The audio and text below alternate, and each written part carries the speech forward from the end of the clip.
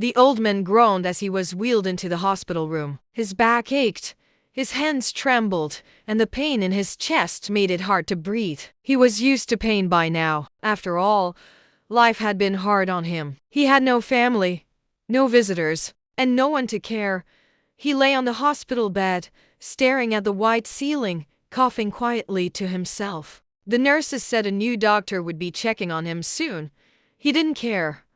People came and went in his life like season cold, brief, and always fading away. Then the door opened, and a young doctor stepped inside. "Good evening, Mr. Aid," the doctor said with a calm, gentle voice. The old man slowly turned his head. His vision was blurry, but he could see the white coat, the stethoscope, and the name tag that reader. David Tunt.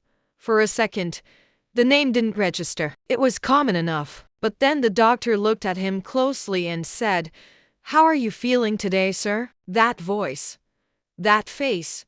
The old man blinked. His heart skipped. He hadn't seen that face in over 20 years. It was older now, more serious, with sharp eyes and a calm strength, but he recognized it. "David," he whispered, barely able to speak. The young doctor paused, his hand tightening slightly on the clipboard. "Yes," he said. "Dr. David." The old man's mouth fell open. His voice cracked as he asked, Are you my son?" David looked down for a moment, then nodded slowly. "Yes, I am." The old man felt cold all over. He tried to sit up, but the pain in his chest stopped him. "I don't understand. What are you doing here?" David took a deep breath. "I work here. I'm a doctor. And you're my patient now." Suddenly, memories came rushing back.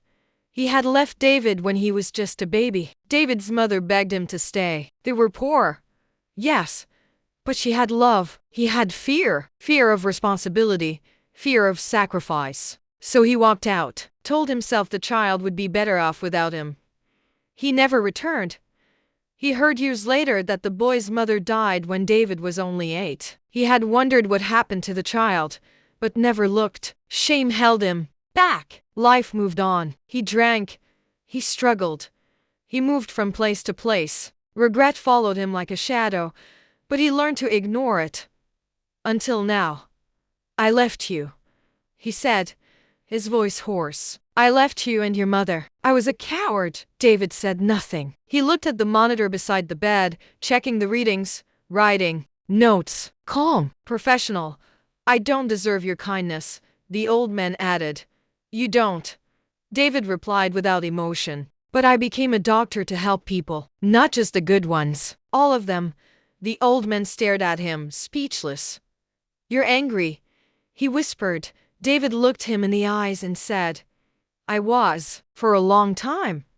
"What changed?" David took a deep breath. "I realized anger doesn't heal anything. It only keeps the wound open."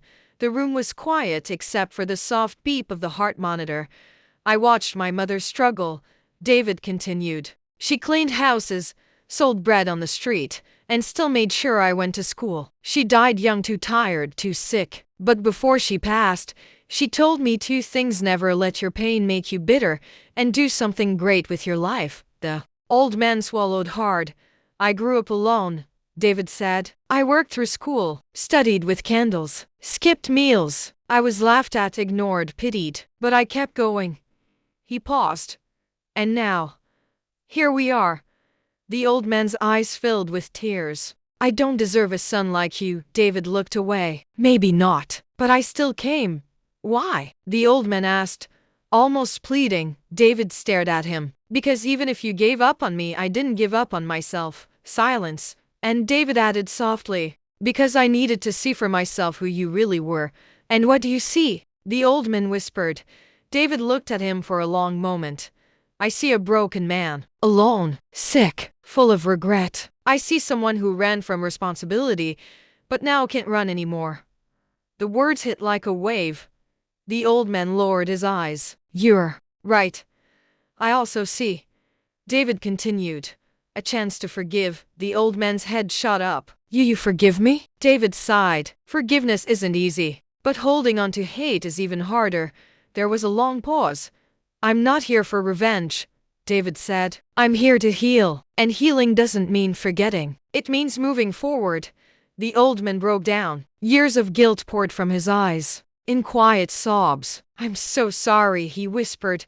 I can never undo what I did.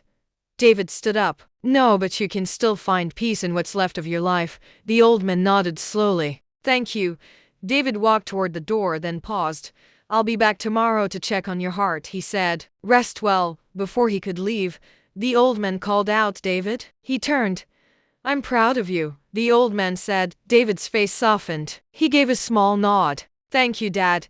Then he walked out. That night, the old man lay awake for a long time.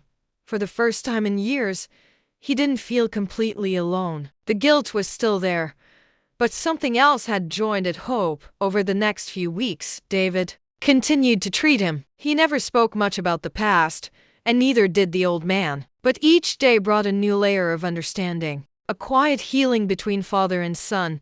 One day, the old man asked, Do you think I could still do something good with my life? David smiled. It's never too late. And from that moment, the old man began writing letters to David, to the mother he had left behind, and to other fathers like him who had made the same mistake.